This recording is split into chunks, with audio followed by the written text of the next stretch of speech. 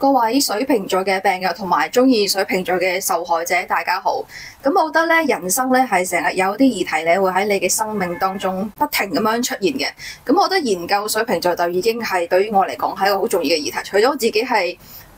太陽水瓶座之外啦，仲係一個好標準嘅土星人嘅時候，我覺得好似同呢件事咧係一種冥冥中嘅牽連嘅。例如話做名人星盤嘅時候咧，我真係針對流量去計算去選擇我嘅人物嘅，即係王嘉爾啊、陳奕迅啊，即係喺普通話世界流量好多嘅。咁你都會覺得冇理由唔紅一條片咁樣，但係其實嗰個 feedback 我都覺得係麻麻地。但係真正令我覺得做呢件事係有意義嘅，通常都係水瓶座或者土星人。第一個就係星爺啦，嗰個星盤。另外就係張敬軒，因為張敬軒做嘅時候，我係諗緊。我用粵語做咯，可能普通話區嘅人唔係咁多人中意佢咁樣，咁估唔到係咁多人想企出嚟 defend 佢，即係幫佢講嘢咁樣。最近另一個好意外嘅就係蕭宇良，因為最近我睇完嗰個《盜墓筆記》之後就好上頭啦，咁我就刷到蕭宇良佢演換油瓶嘅時候，咁就覺得哇好中意啊咁樣。咁嘅時候就諗點解會咁樣嘅咧？就覺得淨係得我自己會中意，點知都係好多人企出嚟去維護佢咁樣。咁我覺得好神奇，好似係宇宙有一個訊息話俾我知，你就係要做呢件事㗎啦。我覺得有時係只要我收集足夠嘅案例啦或者資料，其實係可以解開呢個水瓶座嘅詛咒。今期個主題咧，其實係水瓶座到底愛什麼？咁愛就愛啦，點解咁難理解？我覺得去到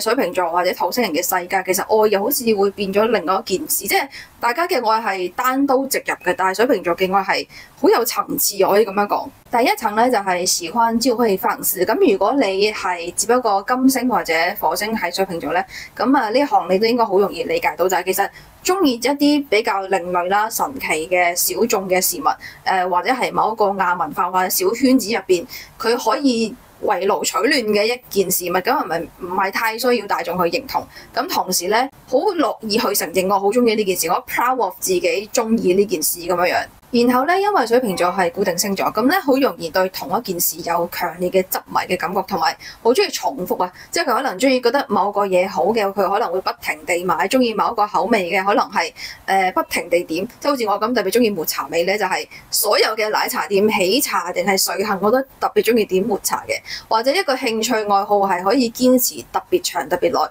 即係玩 ukulele 嘅時候咧，其實係一個好隨意嘅個偶遇咁樣啦。咁但係其實係同一時間，可能同你一齊玩嘅嗰啲人已經退出咗啦，已經可能轉咗玩吉他，或者對音樂已經失去熱誠咁樣。咁但可能對於我嚟講，呢個好似水一樣咁自然嘅嘢，就冇諗過話要放棄或者點，咁樣就會一路咁樣堅持落嚟。去到第二個層次咧，叫做但是愛會克制。例如話都係做名人星盤嘅時候咧，咁其實因為要專注嗰個人物嘅思維方式啦，咁我就會刷好多嗰個人嘅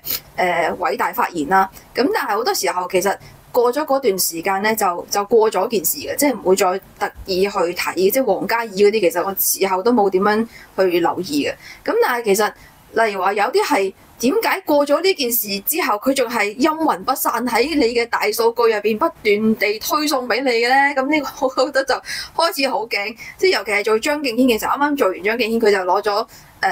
最受歡迎男歌手，跟住就係不斷好多緊啊演唱會啊笑啊，每日都有，跟住你就覺得哇，佢不斷地係咁推送俾我嘅時候，咁我就覺得開始有啲驚，我有啲唔好想接受呢件事，唔係好想承認呢件事，即係你明唔明嗰種？你個腦有一種剎車嘅機制，好想去阻止呢件事發生。你覺得你被大數據操控定係點樣？你好想離開，跟住最衰嘅就係，好啦，我已經控制自己，唔好日日睇啲咁無聊嘅新聞嘅時候咧，咁我覺得件事應該會慢慢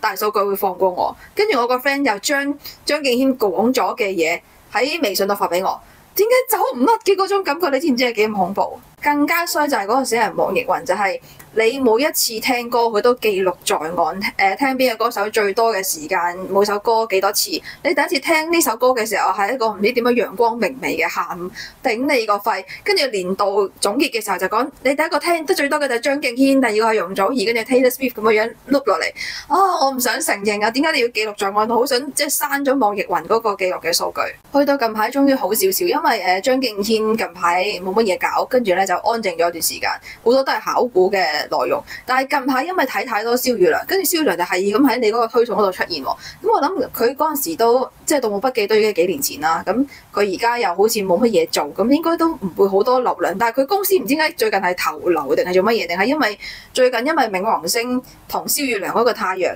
水瓶座合相定係點樣？佢近排突然間多咗好多嘢做，你明唔明？即係定係我有點石成金嘅能力，跟住就變咗。本來以為係一個冇乜名氣嘅人物，但係佢又過嚟廣州開呢個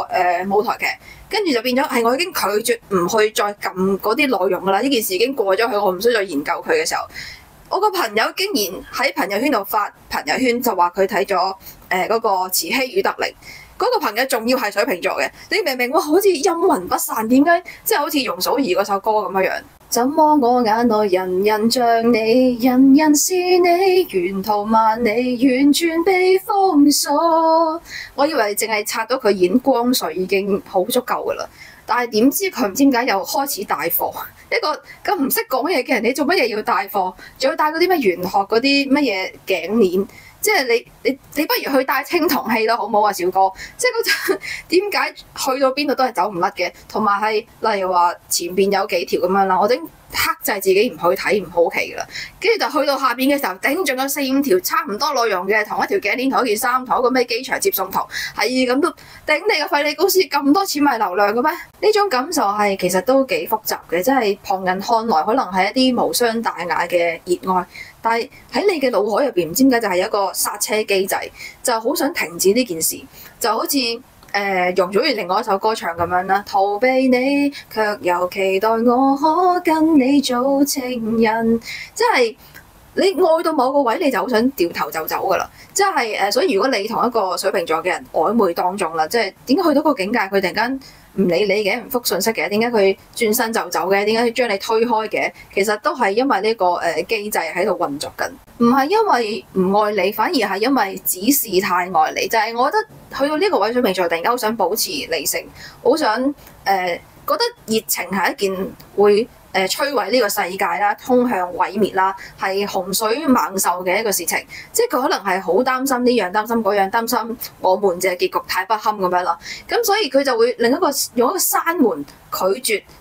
隔離嘅方式去應對所有嘅熱情。就算我覺得已經係一個水瓶座嘅人入邊算熱情嗰種嚟㗎啦。有時有啲粉絲定係唔知點樣有人揾上門咧，佢表現得太過積極啦，太過熱情嘅時候咧，其實個內心係靜雞雞想build up一埲牆離呢個人遠啲，即係覺得啊呢個人可能係黐線嘅，不如離佢遠啲穩陣啲嘅呢種心態。咁所以我懷疑咧，其實《盜墓筆記》入邊嗰個青銅門咧，點解小哥無啦啦會匿埋嗰個青銅門後邊？個原型可能係因為咁樣，小哥突然間又唔見咗啦，小哥突然間又走過去啦，小哥突然間又單獨行動啦，小哥突然間唔見咗10年啦，呢種感覺。包括喺《大話西遊》入邊，至尊寶要成為孫悟空，佢就要戴上嗰個金光圈，戴上咗之後你就唔可以有人間嘅情愛，咁其實都係一種隔斷嘅方式。其實我覺得星爺嘅戲入邊有啲時候係會有呢一種符號嘅，包括喺美人魚入邊，點解阿鄧超同埋嗰個美人魚，即係人魚係唔可以一齊噶嘛？咁係有個生殖隔離噶嘛？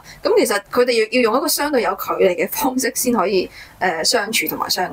咁包括張敬軒有好多歌其實都有提示嘅。例如話空手而來啦，愛你最好拋開你，哇！呢個頂你個肺，係嘛？仲有近排好 hit 嗰個啦，下次愛你，沒有足夠眼淚，無謂亂愛你，都好似不停地強調緊呢個主題，就係其實想愛但係又好想走佬嘅呢種心情。再嚴重啲嘅情況就係呢個水瓶座可能咁啱係從事一啲好高智商嘅工作啊，藝術家啊、作家啊、哲學家啊咁樣嘅行業。因為呢一類型嘅人咧，個多巴胺當然係特別旺盛啦，而佢嘅多巴胺咧，其實個受體就係呢個控制回路。控制回路就係控制呢啲比較抽象啲嘅思維啦，處理抽象嘅信息，同埋一啲遠方仲未得到、未能實現嘅概念嘅。咁相反嘅咧就係當下分子，就係處理而家現在 now 嘅人際關係嘅。咁所以你遇到佢嘅時候，佢可能係一個創作嘅旺盛期，佢嗰個控制回路係開到100%，而佢嘅當下可能係開到0